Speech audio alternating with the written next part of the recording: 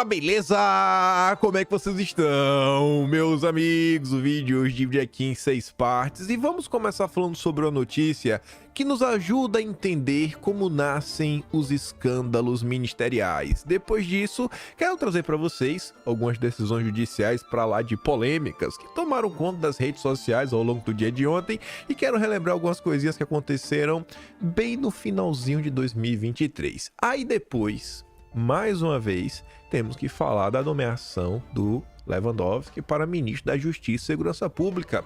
Os 3 principais jornais do país, todos os 3, fizeram questão de publicar um editorial em nome do jornal, criticando aí a movimentação do Lula e quase todos de forma assim uníssona, pontuando as mesmas coisas.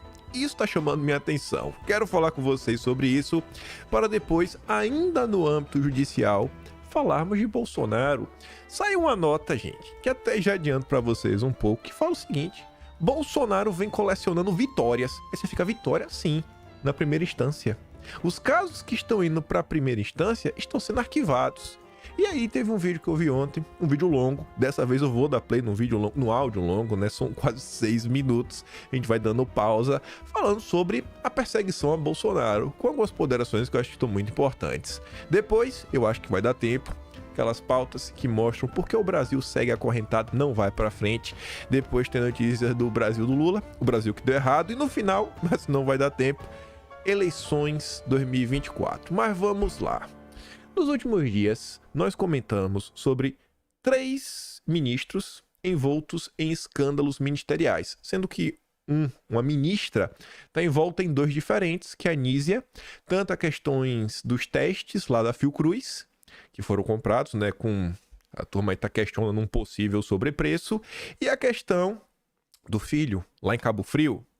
Além disso daí, tivemos o Silvio Costa e a história do posto. A culpa é do posto, a culpa não é minha. E além disso, também tivemos a questão do Márcio Macedo, carnaval fora de época, a turma que estava lá, que teve... Foi um erro, né? Um erro que não vai voltar a se repetir mais, que receberam diárias para curtir um pré-carnaval lá em Aracaju. E aí, eu falei para vocês, eu levantei esses questionamentos quando falamos sobre o Silvio Costa. E eu falei, gente, vocês acham mesmo que o jornalista da Globo, até fiquei surpreso que a nota saiu da Globo, ele o quê? Ele falou, não, eu vou abrir o site aqui, sabe, da prestação de contas, vou sair olhando ministro por ministro, deputado por deputado, para eu ver se as notas fiscais estão todas certas, todas batendo. Será que ele fez dessa forma? Ou será que alguém, pelo menos, né, deu um dinheiro? Rapaz, vai ali, talvez você ache. Nem que seja, rapaz, eu acho que tem um ministro lá do Nordeste, ou seja, dá uma funilada, que se você for olhar na prestação de contas, é capaz de você achar alguma coisa. Mas ao menos, sei pelo menos no direcionamento. Aí veja essa notícia. Não é sobre o Silvio Costa, é sobre o Márcio Macedo.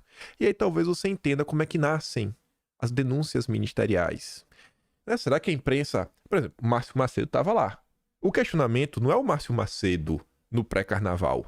É sobre o fotógrafo e mais 2 assessores. Que não foram as fotos, não foram esses assessores que tiveram suas fotos circulando nas redes sociais. Aí você vê, ó, a velha guarda quer voltar. O PT, inclusive um dossiê, eu não lembro qual foi, que nós comentamos sobre... lembro, acho que foi do Lula e os relatórios do SNI. Que mostra que, por exemplo, o PT, desde sua formação, na verdade, foi um conglomerado, que inclusive foi feito, né, para quebrar qualquer chance de dissidência dentro da esquerda. O PT ser hegemônico. Dentro lá você tinha diversos grupos diferentes, saiu no jornal na época, na década de 80, mostrando que tudo convergiu para a formação do Partido dos Trabalhadores. E até hoje eles brigam entre si, tem algumas alas diferentes. Aí você vê, ó, a polêmica em torno da viagem do ministro da Secretaria da Presidência, o Márcio Macedo, e de funcionários ao pré-carnaval de Aracaju, fez com que até petistas defendessem sua saída do cargo. É a fome insaciável por cargos do PT. Macedo está longe de ser unanimidade no partido e no governo, mas pretende usar a posição para eventual candidatura à prefeitura da cidade ou chegar à presidência do PT num acordo com Gleisi Hoffmann, que eu acho muito improvável. Uma eventual saída de Macedo abriria espaço para a velha guarda do partido simbolizado em Gilberto Carvalho, um dos principais conselheiros de Lula, que está na Secretaria Menor do Ministério do Trabalho. A volta de Carvalho ao Palácio do Planalto, diz um petista, atenderia a um desejo de parte do PT, que gostaria de ver Lula ser aconselhado por alguém que o conhece de perto. Seria também uma reaproximação da velha guarda petista com o governo. Segundo o petista disse ao bastidor, apesar de sempre negar, Carvalho também deseja a reaproximação. Aí quando você vê uma notícia, sabe? Será que essa notícia foi o jornalista que achou sozinho? Ou será que muitas vezes são os próprios petistas queimando seus aliados? Vocês estão vendo aí recentemente o Capelli? Mal teve essa mudança ministerial, lideranças do PT já apontando o dedo, falando, olha, é um antipetista, era isso, anti-Lula, papapá, para queimar o cara, não sobrar espaço e a turma já começar a reocupar. É assim que as coisas acontecem. E percebam que nesse caso aqui, você vê que um dos pontos que o PT, a velha guarda, vem analisando, e eles não estão de todo errado, é que, cara, você olha os assessores atuais do Lula, quem tá lá, ninguém tem coragem de falar que ele tá passando vergonha. O Lula que tá aí, se você falasse pra turma lá atrás do PT que seria esse Lula, a turma fala, você é mentiroso. Não, não é possível. Lula, um total identitário, um vassalo completo do governo americano, o que tá acontecendo? E aí vocês veem, né? Dificilmente um escândalo ganha a luz do dia de forma aleatória, que um jornalista simplesmente esbarrou nele. Mas pode ter certeza, quem tá de fora muitas vezes é a fonte dos tais jornalistas do consórcio. Mas vamos lá. Falei que tivemos algumas decisões polêmicas. Dias atrás tivemos um vídeo que circulou bastante do filho de do ex-ministro do STJ, né, o Benedito. Ele estava lá com as roupas caras, um relógio caro. Aqui foi a matéria da época, do dia 9, ó. Filho de Benedito Gonçalves do STJ viraliza com roupas de grife e joias no TikTok. Eu quero destacar uma coisa. Vocês vão entender por que já já. Ó, este é um parágrafo que já estava na nota do dia 9. Dia 9, quando o vídeo circulou, a imprensa já estava destacando que o vídeo foi publicado pelo influenciador Anthony Krujver. Este nome parece um nome brasileiro. Parece um brasileiro? Pode ser, mas acho que não. Que diz estar localizado em Amsterdã, capital da Holanda. Faz parte de uma série sobre o que as pessoas vestem em locais públicos. Uma série. Não foi um vídeo. O Anthony Krujver não fez só esse vídeo. Foi uma série. Vários vídeos assim. Aí veja só. Ontem, o Globo deu em primeira mão que a justiça ordenou retirada de vídeo com filho do ministro do STJ com roupas de marca. Segundo o entendimento da juíza do caso, vídeo busca ridicularizar Felipe Gonçalves.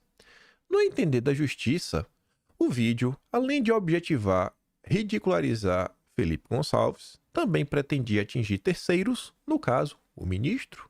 A gravação pode ser usada por bolsonaristas e páginas de extrema-direita como forma de atacar as decisões de Benedito, no caso, contra o ex-presidente. Aí o antagonista trouxe algo a mais, que não está na Globo, que Justiça manda retirar vídeo ostentação com o filho de Benedito Gonçalves. Para a juíza do TJ do Rio, o objetivo da gravação é ridicularizar, né, blá. Aí o antagonista traz a informação que tinha saído no dia 9 no Poder 360. O vídeo foi publicado pelo influenciador Anthony Krujver e faz parte de uma série que mostra pessoas com roupa de luxo em locais públicos. Na gravação, Brandão passeava pelas ruas de Amsterdã com a mulher e uma criança quando foi parado por Krujver, que pediu para gravá-los. O filho do ministro Benedito Gonçalves descreveu as peças. Aí eu pergunto para vocês, será que esse vídeo foi feito realmente para ridicularizar o vídeo do ministro? Foi um vídeo feito por um holandês que tem o costume de produzir este tipo de vídeo com as mais diversas pessoas, como a própria imprensa noticia que é uma série de vídeos. Será que, se você não está banindo esse vídeo, você também não deveria banir outros vídeos para manter uma certa coerência? Porque as outras pessoas nos outros vídeos também podem ser motivo de, não sei, né, de ridicularização. Mas não é meio estranho que, olha só, é uma decisão com base Tem um vídeo de um holandês postado lá na Holanda que não sei por que, alguma razão, alguém achou. Aí, diante disso tudo, uma pequeno tweet de um jornalista do consórcio, eu acho que eu já sei qual a opinião de vocês sobre tudo isso, acho que vai nessa direção. O Samuel Puncher fala: filho do ministro é abordado na rua por um norte-americano, na verdade é um holandês, depois o Puncher corrige, e por livre e espontânea vontade mostra as grifes que está vestindo. Não foi forçado. Não foi o cara que está gravando, falou: olha, ele está usando isso e isso. Não. O próprio filho do ministro descreve. Vídeo tem grande repercussão no Brasil. Juíza proíbe o vídeo. Depois, vocês fingem que não sabem o motivo de haver tanto receio sobre a regulação. Depois não adianta falar. Quem fica dando ares que existe um forte interesse em censurar conteúdos que não são muito interessantes é a própria turma do establishment. Aí, nesse mesmo âmbito de decisões para lá de polêmicas, isso aqui circulou bastante aí nos últimos dias. Ex-diretor da Gaviões, suspeito de elo com uma certa facção, foi solto após o STJ revogar a prisão. Aí, veja só. A ministra Daniela Teixeira, do STJ, concedeu uma decisão que garantiu a liberdade do ex-diretor, PPP. Esse cara tinha ficado preso de forma provisória entre 2010 e 2021, quando confessou o crime e foi condenado por tribunal do júri a 15 anos de prisão, mas pôde recorrer em liberdade. E aí o Ministério Público de São Paulo recorreu e a pena do cantor foi elevada para 16 anos em regime fechado. E aí, revogar. Aí quem foi que deu a decisão? A ministra Daniela Teixeira. Aí eu quero voltar com vocês para o dia 1º de novembro de 2023, final do ano passado. A turma do Globo publicou essa nota. Pacheco anula envio de nomes indicados ao STJ e pede apuração por suspeita de favorecimento. Que favorecimento? O que isso aqui está falando? Você vai entender. O Pacheco suspendeu o envio dos nomes aprovados pela Casa para ocupar vagas no STJ e pediu para averiguar se houve favorecimento à advogada Daniela Teixeira, a juíza desta decisão. O Pacheco, vamos ver se tem algum tipo de favorecimento. Uma das indicadas pelo Lula. Uma das indicadas pelo Lula. Uma das indicadas pelo presidente Luiz Inácio Lula da Silva. Aí entenda o caso. A Advocacia do Senado, no entanto, está checando o fato da mesa diretora ter enviado à Presidência da República apenas o nome de Daniela Teixeira, para publicação, embora outros 2 indicados do STJ tenham sido aprovados na mesma sessão. Teve uma sessão lá, dia sabatina, 3 foram aprovados, mas só o nome dela foi lá pro Lula dar chancelada. E qual o problema disso? Ao ser nomeada primeiro, Teixeira poderia ter preferência na hora de ocupar uma vaga no TSE ou na escolha das turmas das quais fará parte, por exemplo. Esses postos são preenchidos com base no critério de antiguidade. Antiguidade, quem chegou primeiro no tribunal. Então, 3 foram na mesma sessão. Aí você manda primeiro ela, 24 horas depois você manda os outros 2, mas por causa de 24 horas, ela teria essa certa vantagem. Esta juíza que decidiu aquela decisão polêmica. Teixeira foi indicada por Lula, a partir de uma lista elaborada pela OAB, e na disputa pelo STJ ela teve apoio do Grupo Prerrogativas, o grupo de juristas apoiadores do Lula. Aí, mais uma vez, e mais uma nota, inclusive do mesmo dia 12 que saiu aquela, da Folha de São Paulo, o Lauro Jardim nos diz que a briga da JF e Paper Excellence pela Eldorado, um novo capítulo. Recém-possada como ministra do STJ, Daniela Teixeira, que agora sabemos que foi indicada pelo Lula, que tem apoio do Prerrogativas e que o Pacheco mandou averiguar se teve algum tipo de... Vamos ver se tá certo aí. Mandou, em 18 de dezembro, desarquivar um inquérito que investigava um suposto hackeamento de e-mails de executivos na JF, uma ação que teria sido feita por ordem da Paper Excellence. A revelação do desarquivamento é do repórter Luiz Vassalo. Aí agora veja. Para alguns advogados, entretanto, causou estranheza, esse desarquivamento. Para que desarquivar, Tem uma estranheza. E qual o motivo? O marido da ministra indicada pelo Lula com apoio do Prerrogativas, a história de escândalo Pacheco, decisão ali também polêmica. O marido dela é dono de um site que tem como um dos apoiadores o departamento jurídico da JBS, a mais reluzente das empresas do grupo JF. E aí vocês podem tirar as conclusões de vocês. Ainda falando sobre decisão, aqui não é mais na decisão. Aqui agora é só uma movimentação jurídica deveras interessante, né? A turma do Lula é demais. Odebrecht pega carona em ação da JF e pede ao Supremo suspensão de multa com Lava Jato. Antigo Odebrecht, atual Novonó, quer pegar carona em uma ação do grupo JF, dos irmãos Joesley e Wesley Batista, para suspender o pagamento da coisa leniência de 3,8 bilhões de reais, firmados pela empreiteira com a força-tarefa da Lava Jato. O que vocês acham que vão acontecer? O que é que vocês acham que vai acontecer? Se a JF meio que já tá suspenso, vocês acham que a Odebrecht, nosso grande campeão nacional, ficará para trás? Aí, em mais uma decisão, Zé Disseu diz que foi incriminado pela Lava Jato para atingir Lula e pede ao Supremo suspeição de Moro. Outro que pegou carona, né? Disseu pegou carona num processo do petista, né, no Supremo, para tentar anular 2 condenações na Operação Lava Jato. A defesa do ex-ministro pede que o STF reconheça que, assim como no caso do Lula, o ex-juiz Moro, hoje senador, também foi imparcial ao condená-lo na investigação. O objetivo é anular sentenças que chegam a 32 anos de prisão pelos crimes de corrupção passiva, organização criminosa e lavagem de dinheiro. Qual a aposta de vocês para este julgamento? Qual a aposta, né? Qual a aposta de vocês?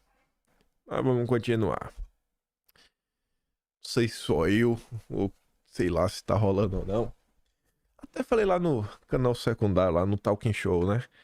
Ah, rapaz, parece que o ano virou, tá com seu amigo meu, né? Parece que, sei lá, o povo deu uma mudada assim. Eu sinto que só eu tô meio que do mesmo jeito. É mudança, não sei se o pessoal tá de férias, né? Sei lá, as redes tá meio... Até os assuntos que estão viralizando mais estão meio que diferentes. E, assim, eu não tô vendo uma comoção tão grande, ou pelo menos uma repercussão tão grande, né? Os holofotes sendo despejados, nessa questão da nomeação. Pelo menos não tá ganhando assim tanto espaço, pelo menos lá no Twitter, né? E aí eu fiquei assim, pô, acho que é a primeira vez que eu tô vendo um assunto que envolve a nomeação, né? Pô, envolve o judiciário, porque é o Ministério da Justiça e Segurança Pública. E você tá pegando aí um ex-juiz da Suprema Corte, tá sendo indicado para ser ministro. E eu tô vendo mais comoção da imprensa do que das redes. Eu falo, rapaz, o que tá acontecendo com esse Brasil, hein? O ano começou de uma forma diferente.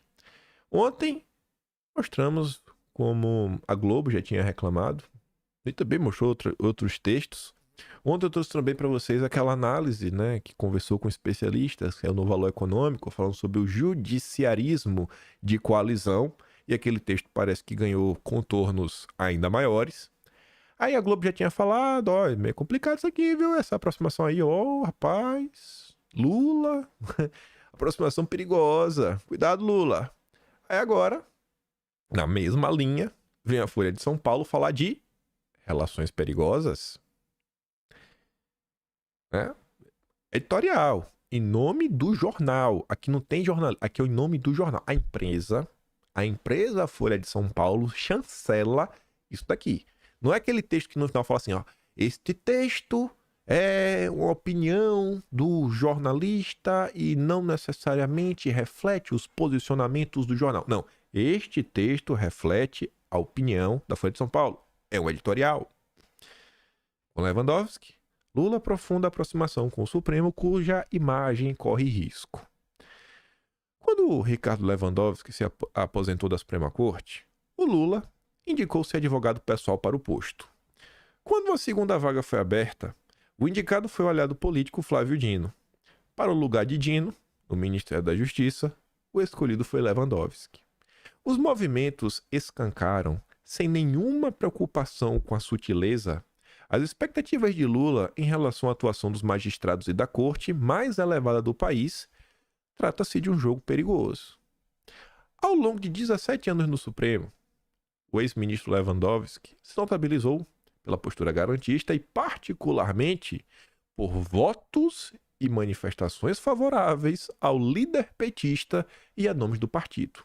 E aí a Folha dá um exemplo como: assim foi no julgamento do Mensalão, Lava Jato e até no impeachment da Dilma, quando contribuiu para que a ex-presidente não ficasse inelegível. Ainda que não lhe tenham faltado argumentos jurídicos para sustentar suas decisões, é inevitável que seu ingresso no governo agora pareça reconhecimento da lealdade. Lula demais reforça laços com o Supremo em seu terceiro mandato, viabilizando, aliás, por deliberações do tribunal que anularam suas condenações por corrupção. Eleito por margem mínima de votos e sem maioria confiável num Congresso que rumou à direita, Lula e seu entorno recorrem com frequência inaudita à Suprema Corte para o desembaraço de pautas de seu interesse, que não me parece o melhor caminho, né, de um governo republicano. Tem que aceitar um pouco mais a derrota. Com a medida de Lewandowski, por exemplo, que suspendeu normas moralizadoras da lei das estatais e permitiu nomeações políticas nas empresas federais. E esse parágrafo tem uma palavrinha que, se você ler rápido, você talvez não preste atenção. Mas até pega a caneta. Olha o que a Folha de São Paulo fez questão de falar, ó. Moralizadoras. A Folha de São Paulo, ela tá dando a opinião dela. A Folha de São Paulo falando: olha, esta norma era algo bom. Era algo bom para pôr ordem na casa, para moralizar a confusão depois do oba-oba. E a Folha de São Paulo tá falando: olha, essa coisa boa, quem foi suspendida pelo novo ministro do Lula. O plenário do tribunal, note-se, até hoje, não examinou o tema. Ali também se resolveu o imbróglio do pagamento dos precatórios, né? Outra coisa, mas beleza. Lula tem em um ministro, né, lá, e que atualmente é presidente do TSE, um aliado-chave na ofensiva pela regulação da internet que traz ameaças indisfarçáveis à liberdade de expressão. Eu li isso daqui e falei: não é possível que a Folha de São Paulo escreveu isso. Não é possível que a Folha de São Paulo escreveu isso. E aqui, mais uma vez, a Folha de São Paulo, ela não tá relatando o fato, ela tá realmente, assim, exprimindo a sua opinião por completo. Ela fala que existe uma ofensiva na regulação da internet. É um aliado-chave nesse processo. E fala que, olha só, existem ameaças à liberdade de expressão que são, assim, não dá pra esconder, assim, tá claro e cristalino o que está acontecendo. Dino, na justiça, dedicou-se ruidosamente à causa, senhor. Imagina, assim, a gente, o ponto é o seguinte: o que aguarda o Brasil em 2024 para a Folha de São Paulo, a Globo e o Estadão? Cada um desses veículos, os 3 maiores jornais do país, que são jornais que ainda têm a versão impressa, todos eles publicarem um editorial que segue esta mesma linha, neste mesmo tom. A Globo não fala da questão da censura. A Globo quer censura.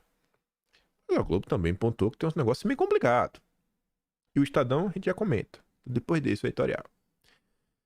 Tanta proximidade não se dá sem riscos. E, o mais óbvio, é para a credibilidade do judiciário. E aí a Folha termina seu editorial falando a mais um porém. Um Supremo, olha a palavra, ativista, que vem a tomar decisões controversas sobre temas da alçada do legislativo, tende a provocar reações e atrair represálias do mundo político, como já vem acontecendo, e da sociedade. Eu não acho que quando a Folha de São Paulo está falando da sociedade, ele está falando dos bolsonaristas. Eu acho que a Folha de São Paulo, quando diz da sociedade, já que eles desumanizam os apoiadores de Messias Bolsonaro. Então falou assim, olha, setores da sociedade como a própria imprensa pode começar aqui, reagir, etc, tudo mais. Se as coisas vão mudar ou não, eu não sei. O que eu sei é que na vida é um processo. É tipo a avaliação do desgoverno. Antes da pessoa que acha que o governo Lula tá ótimo começar a olhar pro governo e falar que o governo tá péssimo, tem um processo. Tá ótimo, aí cai pra bom, regular, mais ou menos, ruim, né? Péssimo. Vai cair. É um processo. Quando você olha o tom da imprensa, principalmente em relação ao judiciário, ao longo de todo o governo Bolsonaro, você vê, cara, tá mudando. Pra mim, o ponto que eu vi realmente assim, ó, é como se fosse um gráfico, né? Ele vem assim, ó, a imprensa vem caindo, caindo, caindo, e aí começa a subir. Então, o ponto, bateu no fundo do poço. Foi a decisão, a primeira decisão do ano passado, do ministro Dias Toffoli, sobre os acordos de leniência, que o governo Lula matou no peito e falou, é nossa. Ali começou a turma a ficar meio chateada. Ali eu acho que a turma falou, peraí, aí tá demais. A corte que teve méritos, aí a Folha termina, ó, relembrando, hoje que teve méritos inegáveis na resistência aos ataques de Bolsonaro às instituições, cabe zelar por sua imagem e conduta. Essa não é preocupação de Lula. Ó, irmão, lembra, beleza. Agora sim, tá em nova era, agora não tem mais Bolsonaro. Acabou. Vamos voltar aqui um pouco pra normalidade. E a Folha termina falando, ó, não é preocupação de Lula. Já estão rifando Lula. Terceira via vem aí. Aí vem o Estadão, um título extremamente polêmico, venda casada. Como é que você fala isso numa situação dessa? Eu acho assim, muito antidemocrático, não concordo, já deixo claro desde já, acho que é uma ofensa. Ao colocar Dino no Supremo e Lewandowski na Justiça, Lula deixa claro que o jogo político se dará no Supremo. Se é uma garantia de governabilidade, também é óbvia a deformação do sistema. É a nova democracia. A tacada dupla de nomeações, consumada com a imagem do Lula, circundado por Flávio Dino e Ricardo Lewandowski no Palácio do Planalto, reafirma um movimento de aproximação entre o Executivo e o Judiciário como forma de sustentação da governabilidade. Pelas indicações casadas, pelo histórico de ambos e pelo discurso sem filtros de Lula, olha o que a Folha fala no início, não, o Lula tá fazendo sem nenhuma sutileza. O Lula não tá fazendo nenhuma questão de esconder o que ele quer fazer. O Estadão fala, sem nenhuma sutileza, o gesto sela, em definitivo, aquilo que se avizinhava. Uma aliança tácita do governo com o Supremo, o reforço da politização da corte e sua consolidação como fiador de um novo arranjo institucional no qual exerce papel crescente na arena política. É um novo passo. Eu até falei, olha só, gente, antes a gente tinha a judicialização, mas eu acho que a coisa agora tá chegando a um novo ponto, tem até o nome, judiciarismo de coalizão. Agora o Estadão vem com a mesma análise. Na cosmologia lulopetista, o sentido é o mesmo ao nomear como seu novo auxiliar um ex-integrante da corte que deu sucessivas demonstrações de apreço e proteção jurídica ao próprio Lula e a muitos de seus companheiros. Foi o que a Folha destacou, foi o que o Globo destacou, que é o ministro, né? Pô, bem simpático, ao governo, à esquerda. E ao levar a instância máxima da justiça, um aliado de primeira hora com perfil de notório saber jurídico. A despeito dos desafios de ambos, no estrito dever do cargo, aos dois reserva-se um papel inquestionável, ajudar Lula e seu governo. De maneira otimista, pode-se dizer que essa ascensão do judiciário significa uma reação inevitável do sistema de pesos e contrapesos da República, tisnado pela fragilização do Executivo, diante de um Congresso hoje hostil, indócil e forte, e de uma base partidária de apoio ao governo frágil e fragmentada entre muitas e médias bancadas. Isso já estava desde o governo Bolsonaro, né? Mas não era um problema. Não era um problema, porque era o Congresso com o Judiciário. Elementos que criaram uma espécie de parlamento bastardo com poder gigantesco do legislativo sobre orçamento e as agendas de interesse do executivo. O mesmo presidencialismo de coalizão que manteve o funcionamento e o equilíbrio sistêmico durante o governo da Nova República colapsou com a crise de representação depois das manifestações de 2013. Não. O que fez esse presidencialismo de coalizão ruir é um despertar da população para a política. Quando a população começa a se preocupar e começa a ver que as suas ideias não estão sendo representadas. Isso foi o que fez ruir. Isso foi o que fez ruir. Essa é a história do Brasil. Acho que se hoje alguém me perguntasse assim, como estudar a história do Brasil, eu falaria, rapaz, você tem que pegar a história do Brasil por um prisma. A luta do establishment versus o povo. Que o establishment seria as elites nacionais, as oligarquias nacionais, as grandes famílias, sempre com apoio de forças internacionais, versus o povo e as lideranças do povo naquele momento histórico. Ao longo das eras, né, tiveram representantes que o povo olhava e falou: esse cara aqui é o cara que me representa. Você já teve isso. E esse é o processo. Não deu certo por quê? Porque a turma tá olhando e falando: irmão, isso não me representa. Mas de jeito nenhum. De jeito nenhum. E aí o Brasil teve seus períodos de um pouco mais de calmaria, que normalmente sempre foi precedido a movimentos um pouco totalitários, né? Que reduziram a liberdade no Brasil. Vi lá em 89, né? Turma, e aí veio a República Velha, que é a República da Bucha, né? Coisa. E eu tava parando pra ver que normalmente, quando você tem uma mudança no Brasil, você realmente tem uma mudança, normalmente é sempre de um rompante, tem uma ruptura. É que você o que veio aconteceu. É isso aqui, é sempre uma ruptura. É sempre assim uma sessão meteórica. Vídeo próprio Bolsonaro. Vídeo. Bolsonaro foi presidente do Brasil na primeira tentativa. Bolsonaro tinha sido deputado várias vezes? Tinha sido deputado várias vezes. Bolsonaro já começa a mudar o barquinho dele ali em 2014? Sim, mas gente, ainda que seja em 2014, é algo muito rápido. Se você ainda concordar que foi depois de 2014, quando ele se reelege deputado, ainda assim é muito rápido. 4 anos o cara estalou os dedos. Eu acho que a ascensão de Bolsonaro ali é 2016. 2016 começa, 2017 pega uma atração gigantesca, que é a base que hoje são as tios do Zap já embarca ali. E 2018 é só o final. É só a galera que não acompanha a política, normalmente, o afegão médio, fala: esse cara que eu vou votar. E o cara fala: é sempre assim. Esse é o processo. Então não tem crise de coisa. É sempre o establishment tentando se manter no poder para fazer todas as suas algazarras e festas. E normalmente o que você vê é que nesses períodos de calmaria, né, que o presidencialismo de coalizão funciona, não existe nenhum projeto de desenvolvimento nacional. Não existe nenhum tipo de agenda que leve a uma melhoria da vida da população. Qual foi o projeto sei lá, desde que a República foi instaurada? Quais foram os projetos? Quais foram os grandes projetos dos governos democráticos? Tirando o governo de Juscelino Kubitschek, teve lá os 55, né, que é o Brasília, etc. Tirando isso daí, bicho, você olha, qual o projeto do FHC? Ah, o FHC ele lidou com a inflação, tá, beleza, mas e o projeto? Qual era o projeto pro Brasil? Vender as empresas? Vender não, deu de graça, né? As empresas, as melhores empresas do Brasil, as joias da coroa, ele deu de graça pros amigos do rei, né? Beleza? E depois? Tirou um monte de agência reguladora para garantir que essas empresas, agora privatizadas, vão ter novos monopólios. Ao invés de ser monopólio do Estado, agora vai ser o monopólio dos amigos do rei, os campeões nacionais. Lula só aprofundou isso. Qual o projeto? O tempo passa, o tempo a gente conta do mesmo jeito. Do mesmo jeito. Mas vamos lá. Enquanto é presidente do Executivo e do Legislativo se esvaia no mesmo compasso da Força Suprema, né, da Corte, a Corte sublinhava sua condição não apenas de guardiã da Constituição, como também de um tribunal penal político.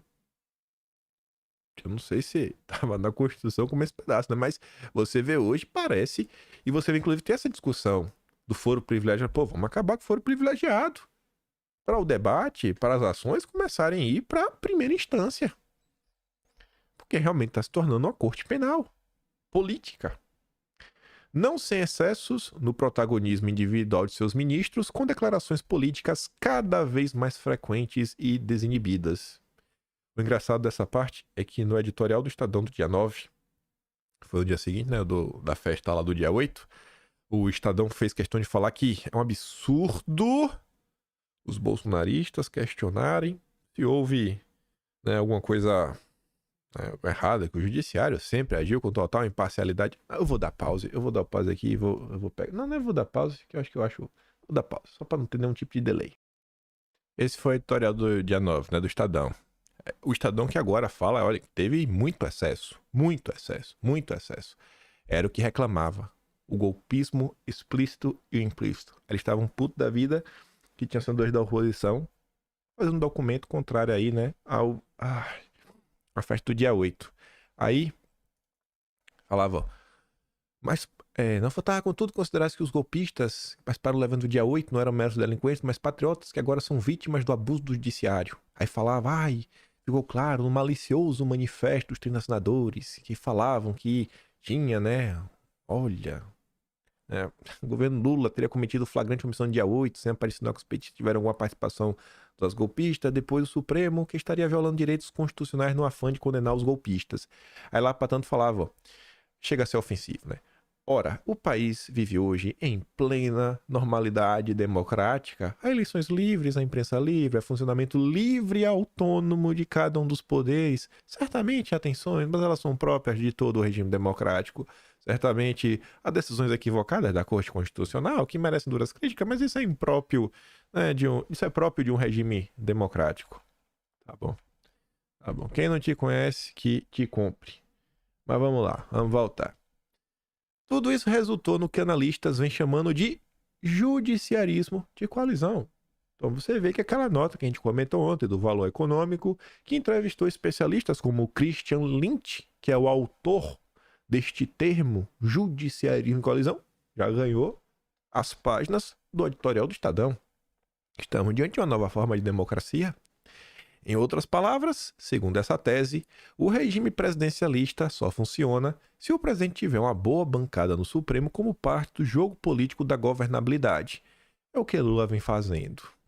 O outro lado da moeda revela-se mais inquietante. A naturalidade espantosa com que o presidente demonstrou usar as nomeações e referir-se aos nomeados como parte desse jogo, ou de admitir seu sonho antigo, palavras dele, de ter alguém com cabeça política na mais alta corte do país. Em sua fala, Lula exaltou a experiência política de Flávio Dino como sinônimo de sua competência futura na bancada lulista do Supremo, mandando as favas a própria tentativa do nomeado de se dissociar de tal papel, quando afirmou na sabatina no Senado que não seria influenciado pela sua carreira política. Mas Lula fez questão de mostrar que tem um político lá. Diz quem pode, acredita quem quer. Já de Lewandowski, espera-se um pouco mais de equilíbrio e comedimento ao tratar dos temas de sua futura pasta, diferente da vocação midiática de Flávio Dino. Ele tem a confiança e o respeito de seus ex-colegas, respaldo no meio jurídico e, é inegável, uma enorme folha de serviço prestado à defesa de Lula e de outros réus petistas durante o calvário na Lava Jato. Do futuro ministro da Justiça, portanto, não se questiona a fidelidade ao novo chefe, nem a capacidade de trazer-lhe dividendos políticos e institucionais junto à sua antiga casa. No jogo de sobrevivência política, Lula ampliou seu cardápio de possibilidades de governabilidade para conter o Congresso, enquanto o Supremo aprofunda seu risco maior, ser visto cada vez mais com desconfiança por imiscuir-se em demasia em questões políticas e partidárias. Maus presságios. Maus presságios. Maus presságios. E aí, ainda no âmbito jurídico, saiu essa nota aqui que foi um levantamento. São números. Bolsonaro coleciona arquivamento em casos enviados à primeira instância. Mas processos sobre a pandemia ainda são ameaça? Porque esse daí não está na primeira instância, né? Um ano após deixar a presidência e ter pedidos de investigação contra ele enviados à primeira instância, Bolsonaro tem conseguido vitórias. Olha só, gente, que coincidência. É sair lá de cima e venceu. Das 14 ações que deixaram o Supremo, 12 foram arquivadas nos últimos meses. Vejam como são as coisas, hein? Vejam só como são as coisas. Aí as ações é o seguinte. A ação de Bolsonaro lá, aquele... Eu não sei qual foi o termo jurídico que foi utilizado, mas você lembra da Maria do Rosário? A dá que eu te dou outra? Ele incitou que ela fosse violentada, né? Você sabe todo o contexto daquilo ali. Aí outra ação, que não tá mais sobre ele, é o seguinte. Eles queriam caçar Bolsonaro porque numa motociata, o Alan dos Santos estava na garupa de Bolsonaro. Em uma ele tá na garupa. Então, tem que caçar Bolsonaro. E são várias coisas assim que você fala, meu Deus, olha só, né? Olha, meu Deus, foi arquivado. Quem poderia imaginar que foi arquivado? O que fica parecendo para um bolsonarista. E quando você vê isso, você fala, nossa, parece que a esquerda então estava perseguindo o Bolsonaro. Reclamando de coisas sem pé nem cabeça, só pra esculhambar. Aí teve outra que ele falou, olha, rapaz, o Randolph Rodrigues, né, atuou em prol aí de uma coisa. O Randolph foi, a juíza falou, cara, isso é só uma crítica, não é difamação. Que inclusive foi na época lá da CPI, quando foi revelado algumas emendas que foram protocoladas lá um projeto de lei, né, que poderia facilitar o processo de compra, aquisição de determinadas coisas, né, teve até com a hashtag Renan saber de tudo no contexto. Foram ações como arquivadas. Olha, quem poderia imaginar? E para um bolsonarista, que o bolsonarista não pensa, né? O bolsonarista não reflete, ele é cego. O que falam a favor de Bolsonaro, ele acredita, o bolsonarista ele não tem inteligência o suficiente para entender os argumentos da Rede Globo de por que Bolsonaro precisa ser perseguido. Ah, tô sendo irônico, né? Óbvio. Aí, gente, tava eu. Nós tá entupido. Tava eu no meio da tarde, tava vendo um monte de coisa. Eu tô até meio triste. Hoje eu achei, talvez, o único dossiê que eu jamais... Jamais não, palavra forte. Mas é um dossiê que eu acho que... Acho que ele não será feito tão cedo. Sabe quando você descobre uma coisa e fala, rapaz, isso aqui não dá pra ser discutido ainda não. É uma possível reviravolta na história, assim, a forma como olhar a história, que as coisas são muito diferentes. E não é história recente, não. Não tem nada a ver com história recente, mas coisas que aconteceram no passado no Brasil que eu falei, rapaz, não era pra eu ter pensado sobre isso. Agora eu estou com uma pulga atrás da minha orelha. Quem quiser ir atrás, eu achei um nome de um... tudo começou, foi o seguinte, né? Eu tô devagando, mas deixa eu só contar rápido. Tudo começou... Quando tava nesses dias, em mais uma pesquisa, tá, sei lá, às vezes eu gosto de pesquisar sobre algum assunto que eu já pesquisei. Eu tava pensando mais sobre a bucha e eu achei um livro. O livro mais completo que eu já tinha visto na história, falando da bucha, contando diversos bucheiros em diversos momentos da história nacional. Quando eu fui ver o nome do livro, eu falei, pô, quem é esse autor? Que o livro tava em inglês, né? Eu falei, pô, quem foi que escreveu esse livro, né? Pô, o livro só... Será? Onde é que tá a versão em português, né? Eu já pensei nisso, porque... Se tá em inglês, é óbvio que tem a versão em português. Tá falando da Bush, tá falando do Brasil. Vários políticos, assim, vai detalhando diversos nomes da Bush. Aí eu fui ver o nome do livro. John Watson Foster Dulles. Aí eu olhei assim e falei, esse nome não me parece de brasileiro. E realmente não é brasileiro. Esse livro não existe em português. O maior livro já escrito da história da Bush foi escrito por um americano. Aí isso chamou minha atenção.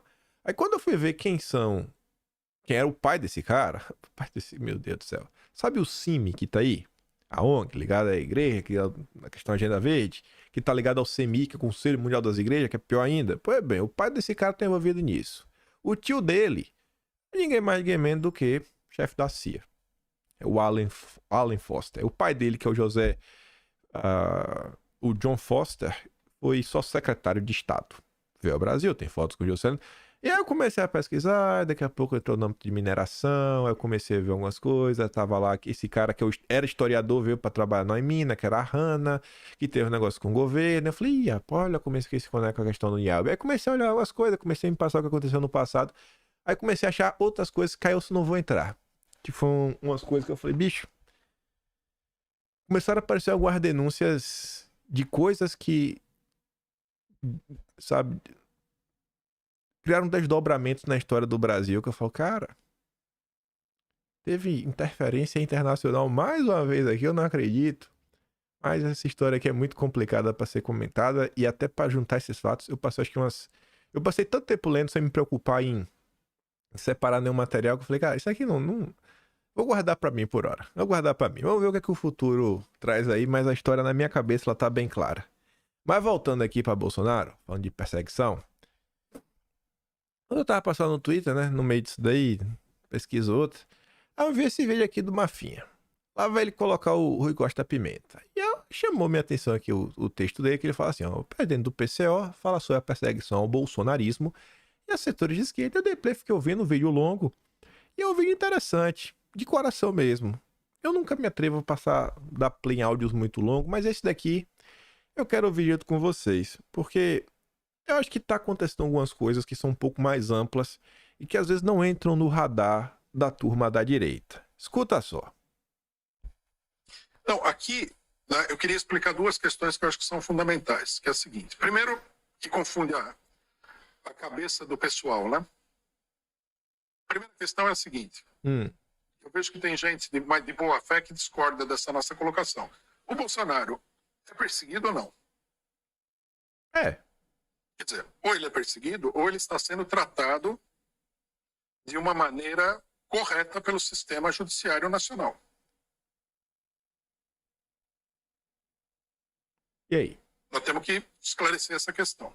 Eu acho que é perseguido. Eu queria esclarecer essa questão indo mais a fundo no problema da perseguição judicial.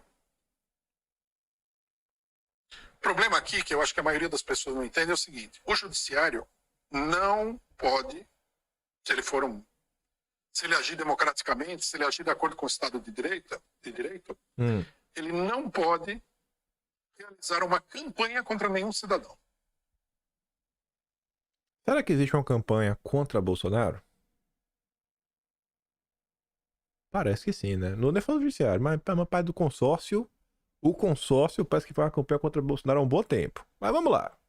Seja quem seja. Isso daí, muita gente tem na cabeça a imagem, que é uma imagem escabrosamente falsa, do justiceiro da sociedade. Como se a sociedade fosse assim um cenário de faroeste. Que o cara sai atrás de todos os bandidos e papapá, aquele negócio todo. Não, isso aí, num país democrático, isso não poderia acontecer. A função do judiciário seria a seguinte. O cidadão é acusado de alguma coisa, ele contrata um advogado, o Ministério Público, se tiver fundamento, abre um processo contra ele. Aí. Né? E o juiz julga se há provas suficientes para ele ser condenado, ponto final. Lembrando que já houveram aí algumas decisões contra Bolsonaro, contra os apoiadores de Bolsonaro, que por várias vezes o Ministério Público, na figura da PGR, se posicionou, por exemplo, a favor do arquivamento, a nulidade do processo, suspensão, não faz sentido. Isso já aconteceu algumas vezes, mas aí, né, a coisa continuou. Acho que a PGR não estava bem da cabeça na época do Ara, mas vamos continuar. O juiz tipo Sérgio Moro, tipo Alexandre de Moraes, não é um juiz democrático. Esse é o juiz justiceiro, entre aspas. Ou seja, é o juiz perseguidor. Ele vai atrás de condenar o cidadão. Só isso daí já torna o processo um processo totalmente irregular e ilegítimo. O que tem acontecido com o bolsonarismo no Brasil é isso daí. É o que aconteceu com o PP. O pessoal chega e fala o seguinte, mas o Bolsonaro, ele cometeu ou não cometeu crimes? Eu não sei de nada porque eu não sou, como é que se diz? Eu não sou investigador. Né? Mas olha agora. E eu tenho uma desconfiança, assim, muito elevada daquilo que aparece na imprensa. Eu também. E até da polícia e tudo. Então o negócio fica muito complicado. Estou acostumado a ver a ação da polícia, que é uma ação persecutória contra todo mundo. Mas no caso do Bolsonaro, não é que ele... O que aconteceu com o Bolsonaro exatamente? Qual foi o crime? Ninguém sabe direito qual foi o crime. Eu quero saber. Porque se o Bolsonaro tivesse feito A, se estabelecesse um julgamento por A, tudo bem. Agora, contra o Bolsonaro tem... O quê? Ele foi condenado por fazer uma coletiva de imprensa com embaixadores de outros países. Que crime que é esse? Boa pergunta. Boa pergunta, né? Você chama os embaixadores e fala, quero fazer uma declaração para os governos que têm relação com o Brasil. E faz a declaração. Que crime é esse? Eu nunca ouvi falar desse crime. Declaração. É porque foi o que ele falou, né? Bolsonaro... trouxe muito riscos à democracia. A democracia ficou, né, foi quase um golpe. Aí vocês lembrar que lá dos embaixadores, né? Vamos continuar. Então, para embaixadores. Aí o pessoal o que fez? Ele foi julgado, ele não foi julgado por fazer declaração aos embaixadores. Ele foi julgado por abuso de poder. Quer dizer, Tá. Ó, é o seguinte, vejam vocês o estado da coisa no judiciário brasileiro. O cidadão vai lá, vai. Isso. ele é presidente da República. Isso. Aí ele chama o assessor dele, chama as pessoas do governo que governam com ele e fala assim, convoque uma coletiva de imprensa. Isso. Que eu vou dar uma declaração. Isso aí. Esse é abuso do poder público. Aí é abuso de poder. Vai. Por quê? Porque ele teria usado o cargo para fazer a declaração. Faça meu favor. Se alguém acredita que isso aí é um crime real, teria que me explicar. Não tem crime nenhum. Se o Lula amanhã chamar os embaixadores e falar o Brasil decidiu romper relações com Israel por causa disso, ele vai ser tornado inelegível? É absurdo. Isso, o pessoal pode gostar ou não gostar. É uma perseguição. E nós, PCO, nós não vamos colocar o nosso nome debaixo desse tipo de arbitrariedade judicial. Quer condenar o Bolsonaro? Muito que bem. Não tem problema nenhum. Eu não tenho problema nenhum com a condenação do Bolsonaro. Desde que seja feita através do devido processo legal democrático. E ponto final. Eu não acho que condenar o Bolsonaro é tão importante que você precise quebrar todas as leis do país para condenar o homem. Nós não achamos isso. A Globo é absurdo. A Globo concorda. A Globo acha que é de boa. É isso que está em questão, que o pessoal não gosta. Eles querem que eles querem nos forçar, porque isso aqui é uma campanha de coação, né? Se você não concorda com essa lambança, você é corrupto, você está usando dinheiro público. Aparece esse pessoal aqui que eu não sei exatamente a que vem esse negócio aqui, que é uma campanha sórdida, mas a campanha sórdida é por isso, porque você não assina embaixo das arbitrariedades que são cometidas contra uma pessoa no Brasil, seja ela o Bolsonaro, seja outra. Isso daí vale para o PT, vale também para o Bolsonaro. Por que seria diferente? Ou a nossa filosofia é a seguinte, se for contra mim, eu sou favorável a passar por cima de todos os princípios democráticos e direitos democráticos da população. Se for a favor, daí eu invoco o direito democrático. Bom, se a sua política é essa, você não defende o direito democrático de ninguém. Você defende, ele está puxando a brasa para sua sardinha, numa questão imediata. Isso precisa ficar claro. Tá claro, tá claro. Acabou? Precisa ficar absolutamente claro. Bom, essa é a primeira questão. Espero que eu tenha conseguido deixar o problema claro. Conseguiu. Essa primeira questão, que ficou claro, é a quarta parte de uma confusão que está acontecendo nos últimos dias. Que confusão é essa? E aí eu vou explicar para vocês. E uma das razões também de querer mostrar isso daí, além da explicação dele de falar de por que ele não acha que o que está acontecendo contra Bolsonaro é justo e sim uma perseguição. Antes de falar sobre a primeira parte, essa daqui é a terceira parte. Mas na terceira parte ele já começa explicando, né, o que foi que aconteceu. Vejam só, este vídeo que a gente ouviu agora vem depois desse. Esse aqui agora foi de sexta, esse agora foi de sábado, foi no dia seguinte. Aqui vocês conseguem, esse vídeo é bem mais curto, é só 1 minuto só, escuta só. Aqui mais uma entrevista, análise política de Rui Costa Pimenta, presidente do PCO. Tudo bem, Rui? Tudo bem, tudo tranquilo, e você? Muitos assuntos para a gente debater hoje, muita pressão pelo cancelamento, é um tema que a gente vai abordar também. Vou agradecer já aqui ao César Silva, porque ele já faz aqui uma explicação, né? Rui já explicou muitas vezes que faz análise política, portanto é obrigado a mostrar a verdade do que está acontecendo, ou pelo menos o que ele acredita ser a verdade, né? Temos que ter a coragem de mostrar a verdade dos fatos. Obrigado aqui ao Vicente, assinante, ao João Rocha, o Manuel Azevedo também, e todo mundo que está nos acompanhando aqui. Oi, a gente vai falar bastante, né, sobre aquele fato que aconteceu na semana passada. Você fez um comentário, esse comentário foi recortado e foi retuitado pelo Jair Bolsonaro, né? E aí, logo em seguida, vários fenômenos interessantes que aconteceram. Um deles é assim, não, mas veja bem, né, como é que o Rui Costa Pimenta, ele é um quinta coluna, ele é um infiltrado a serviço do bolsonarismo. Aí o segundo comentário, não apenas o Rui Costa Pimenta é um quinta coluna, mas o Atush também é, porque eles fazem isso combinado, quase como se a gente combinasse com o Bolsonaro para ele assistir, cortar e retuitar. E também movimentos aí, você tem movimentos concorrenciais, dizendo, olha, veja bem, olha o que é o 247, o que é o PCO, o que é isso. Quer dizer, existe também esse aspecto. Então, não sei se vocês pegaram aí a final, que é que ele explica como tudo começou. Tudo começa semana passada, quando o Bolsonaro fez essa postagem. Ele fez no Twitter, ele fez no Instagram.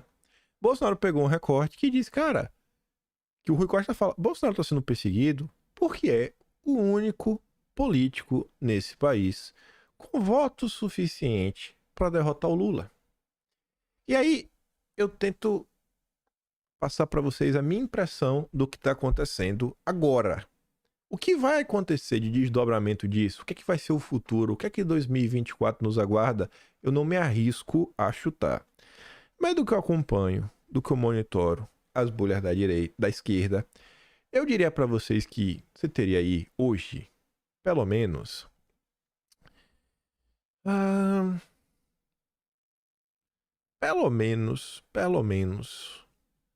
uns 2, 3 grupos na esquerda.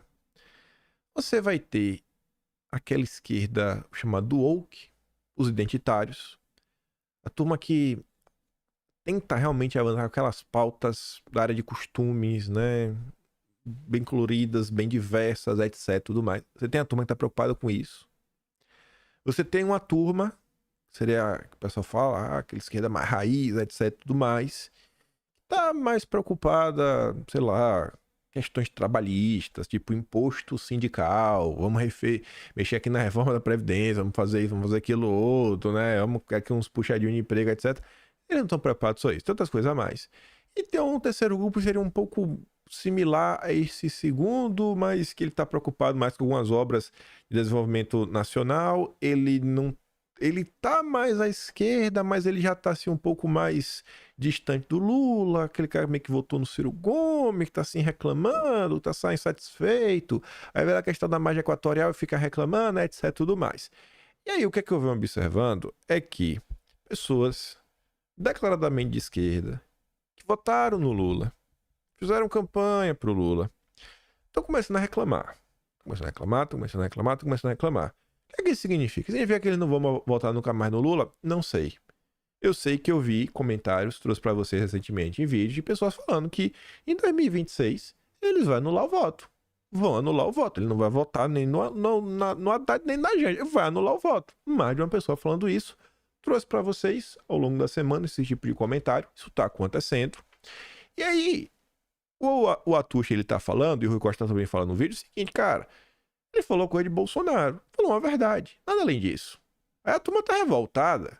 Porque ele falou uma verdade que não deve ser dita. Que Bolsonaro tá sendo perseguido. E aí tem alguns setores. E aí lembra muito a primeira matéria do vídeo. Do Márcio Macedo e do Gilberto Carvalho. Que estão vendo, né? Aquele cheirinho de sangue. O gado petista cego. Que você não pode criticar o Lula em nada. Você não pode fazer um tipo de aceno. Você não pode falar verdades incômodas. Tá cancelando. Aí vem grupos como o ICL, do Eduardo Moreira, nosso glorioso banqueiro de esquerda, que contrata só os melhores, tipo o Chico... Como é, rapaz? O nome do Chico? O cara que era da Globo? Chico Nascimento? Não lembro. Aquele que apresentava lá o Bom Dia Brasil, que se aposentou, que tá lá agora. É esse daí, atrás do Leandro Demore, atrás do Guilherme Amado, atrás do William de Luca, que também é da Globo. A turma vai pra cima, vai pro cancelamento, tenta jogar o Brasil 247 no limbo. É o maior portal ligado ao petismo. O Rui Costa Pimenta também. E a turma tá brigando. E as críticas vão crescendo. Aí esses setores que estão um pouco mais descolados já começam a apontar o dedo e falar, olha, o Lula tá com políticas neoliberais. Olha, o Lula tá se vendendo pro Biden. Olha, o Lula tá sabotando a Amazônia. Então eles estão vendo que começou uma fissura. Começou uma fissura. E essa fissura, ela vem se intensificando. O que é que vai resultar disso? Eu não sei. Eu não faço a mínima ideia. Eu não faço ideia. Você vê também que o consórcio, a Folha de São Paulo, deixa claro, o Lula não tá nem preocupado, tá nem aí pro Supremo. Texto bem crítico. O Estadão já tá criticando o Lula. Pra mim, o Estadão já desembarcou, mas desde o ano passado. Quando teve a primeira decisão do Toffoli, que o Lula matou no peito, pra mim ali o Estadão desembarcou. Obviamente, um Lula versus Bolsonaro, o Estadão vai ficar com o Lula. Que o Lula é o candidato do establishment. É o candidato das oligarquias. Sem sombra de dúvida, das elites. Mas, no momento, é só paulada, só bolachada na cara. Tanto que a turma do PT já perseguiu o Estadão em pelo menos 2 momentos. Quando sai a nota do Estadão sobre o empréstimo para a Argentina e no episódio da Dama do Mal, né, que circulou bastante aí ao longo do mês de novembro. Que, se vocês esqueceram, vai estar no Atlas, que sai amanhã, dia 15, nem tava lembrando, né? Tô olhando aqui agora. Mas enfim, para onde vai eu não sei. E aí, para tentar conter, e essa treta só tá crescendo, porque começa com Bolsonaro, veja só, um tweet de Bolsonaro começa a gerar confusão na esquerda, começa a gerar uma onda de cancelamentos, e a turma não tá sabendo lidar. Porque esse comentário do Alberto Cantalice, que é o presidente da Fundação Perseu Abramo, dos intelectuais do PT, ele coloca ali o print de Bolsonaro, né, e fala, ó, se isso é da esquerda, o que terá acontecido com a esquerda brasileira? Isso é esquerda, entre aspas, com todas as aspas, são pandegos folclóricos, por isso não representam ninguém. Falam porcarias e dão ferramentas aos adversários para nos atacarem. Não é burrice, é método. Ó o cancelamento. Não dividam a esquerda. Você está dividindo a esquerda, Rui Costa. Você está dividindo. Você percebe que sempre quem vem com esse papo de você está dividindo, faça críticas no privado, é sempre quem aprontou alguma coisa e não quer ser desmascarado. Assim como na direita, sempre quem vem, não, você está dividindo, é sempre o cara que aprontou alguma coisa e a turma tá apontando, ó, bicho, seguir por aí vai dar errado. Seguir por aí vai dar errado. E assim como na direita, a turma do Vamos Dividir, que falou, esse cara vai causar problema. E o tempo passou e causou problema. Eu acho que, pelo menos a tendência natural do universo, né, que o Lula também tenha problemas. E aí eu sei que foi isso. Vem com o posto do Jair, começa uma onda de cancelamentos, os petistas graúdos começam a brigar, começa a dar paulado, começa a coisa, aí vem os órgãos de imprensa petistas, da esquerda mesmo, raiz pra valer, entrar na coisa, tentar cancelar a turma do Brasil 47, a coisa tá crescendo. Onde isso vai parar? E qual vai ser a repercussão disso pra esquerda no Brasil? Eu não sei. Mas eu quero trazer isso aqui para vocês ficarem sabendo de coisas que acontecem para além da bolha da direita. E aí, em resposta ao Alberto Cantalice, o Rui Costa Pimenta fala o seguinte, ó. O dirigente do PT nos acusa de dar ferramentas aos adversários por falar a verdade. A saber que Bolsonaro é o único candidato da direita capaz de enfrentar Lula. Ele não deveria se escandalizar, deveria mostrar que estamos errados na avaliação e, mais ainda, deveria pensar que toda análise de uma situação tem consequência em termos da política a ser seguida. Acaso Trotsky estava errado quando assinalou o perigo que significava o caso do bigode para a classe operária? Acaso Stalin estava correto, blá, blá, blá, blá, não significa perigo nenhum? Aí falar a comparação dele. Dá pra comentar o tema. Deixar pra depois. Dá até pra conectar bem aí. Que são coisas que o Lula tá fazendo que a turma da esquerda vai olhando assim. E parte dela, que não é essa esquerda woke, identitária, tá falando, pô, o Lula, tá demais, hein? Tá demais. E só de terminar, veja como são as coisas. Deixa eu abrir aqui. Pera aí. Como é que faz pra eu abrir aqui? Tem que tirar. Cadê? Pronto. Tá. Teve aqui o Boulos com a Marta Suplicy. Só olhar isso daqui, ó. Pra gente fechar o vídeo. Marta Suplicy teve lá um encontro com o Boulos ontem. Foi publicado, obviamente, pela Mônica Bergamo, né? Vídeo mostra Boulos chegando de Celta, casa de Marta Suplicy, né? É a propaganda petista. Começou. A eleição começou. 2024 começou com tudo. Sendo que a turma tá meio devagar. Aí a Marta Suplicy coloca, ó. Nesta oportunidade, resgato o manifesto Frente Ampla. Eu acho que essa tal da Frente Ampla também é um novo marco no que significa o petismo. O petismo sempre foi, né? Casa Joana. Mas a Frente Ampla é um passo a mais. É literalmente assim, é o compromisso do PT de falar, seremos a voz do establishment. seremos a voz dos ricos. Não que não fosse no passado, né? Mas antes o PT ainda tinha uma certa ideologia mais... Não, agora é assim, cara, qual é a agenda globalista que vocês querem que nós avancemos? Qual é a agenda para agradar a Faria Lima que você quer que nós coloquemos para andar? Fala aí, fala que a gente vai fazer. É o que se tornou o PT. O PT realmente virou o partido do establishment. É com, cara, Geraldo Alckmin na vice. Simone Tebet no planejamento. O que tá acontecendo? Assim, de boa. Pensa que você tem a capacidade de voltar no tempo. Você voltou no tempo, década de 80, aquele Lula barbudo, fumar um cigarrinho. Lá no Roda Viva, já viu no Roda Viva, cigarrinho? Lá, né? Pelota, babá.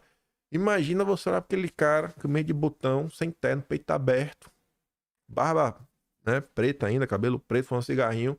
Você fala, rapaz, esse cara aqui vai virar esse aqui, é o ídolo da Choquei, o ídolo da Mind, o melhor amigo da Rede Globo. O que é que está acontecendo? E aí tem uma turma que tá percebendo e não vai bater palma pra isso. Qual vai ser o resultado disso, de tudo, etc? Não sei. Mas eu quero comentar com vocês, deixar aí, porque lá na frente, se fizer algum sentido, eu vou falar, rapaz, vimos essa confusão começar. Vimos como tudo começou, todo esse caos. E a turma achou que não ia dar em nada. A esperar o desdobramento sobre isso. E a falta de... Se Bolsonaro tivesse elegível, rapaz, eu acho que essa confusão estaria ainda maior. Ainda maior, porque realmente é um candidato que ia bater de frente toda essa agenda e a galera ficar, né, cara? O risco Bolsonaro. Mas enfim, vou mandar esses 2 vídeos lá no Telegram. Se quiser o vídeo novo, quiser mandar pro Indentão, falar, olha, até a esquerda tá explicando por que Bolsonaro tá sendo perseguido. Qual o crime de Bolsonaro? Explica aí. A esquerda tá falando? Tá no Telegram, link tá sempre aqui na descrição. E se gosta do conteúdo, quiser me ajudar mais um pouquinho, pode estar no canal. Tem um P na descrição, tem um botão de valeu. Tem um Atlas brasileiro, kimpai.com.br. A partir de amanhã também já está disponível lá o de novembro. E é isso, gente. Compartilha, volta amanhã. Aquele grande beijo, abraço, tamo juntos. Valeu, meus amigos. Fui!